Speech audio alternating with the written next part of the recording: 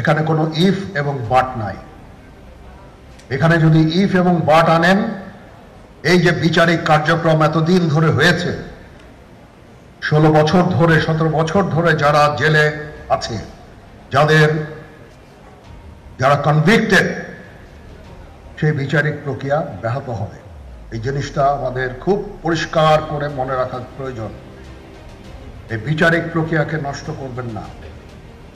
যে সমস্ত সদস্য শাস্তি পেয়েছে তারা শাস্তি পাওয়ার যোগ্য। এখানে কোনো রাজনৈতিক নেতৃবৃন্দ এর মধ্যে উপস্থিত ছিল কিনা, ইনভলভ ছিল কিনা, বাইরের কোনো শক্তি এর মধ্যে ইনভলভ ছিল কিনা, সেটার জন্য কমিশন করা হয়েছে। কমিশনের চেয়ারম্যান এখানে আছেন, উনি এটা বের করবেন এবং আপনাদের জানাবেন।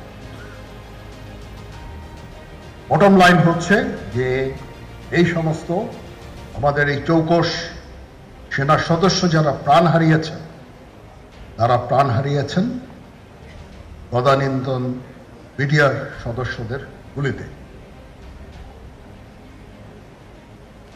আমরা নিজেরা এই সমস্ত জিনিস নিয়ে অনেক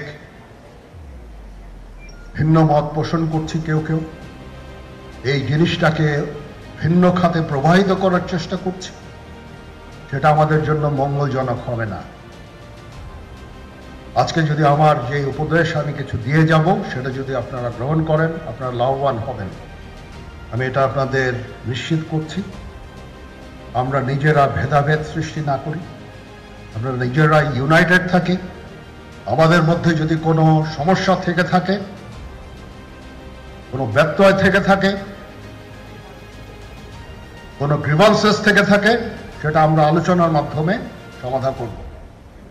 এটার জন্য ডানে বায়ে দৌড়িয়ে কোনো লাভ হবে না, নিজের ক্ষতি ছাড়া কোনো লাভ হবে না। আমি আপনাদের এই জিনিসটা নিশ্চিত করে দিচ্ছি। কিছু কিছু সদস্যদের দাবি যে তারা 2009 সাল থেকে আজ পর্যন্ত বিভিন্ন শাস্তি পেয়েছেন। কেউ কেউ দায়ী করছেন যে তারা অযাচিতভাবে শাস্তি পেয়েছেন। এটার জন্য আমি একটা বোর্ড করে দিয়েছি, একজন লেফটেন্যান্ট জেনারেল সেই বোর্ডের সদস্য। প্রথম ফেজে 51 জন সদস্যর ব্যাপারে আমার কাছে রিকমেন্ডেশন নিয়ে এসেছে। তার রিকমেন্ডেশনের অধিকাংশই আমি গ্রহণ করেছি এবং আরো বেশি আমি দিয়েছি।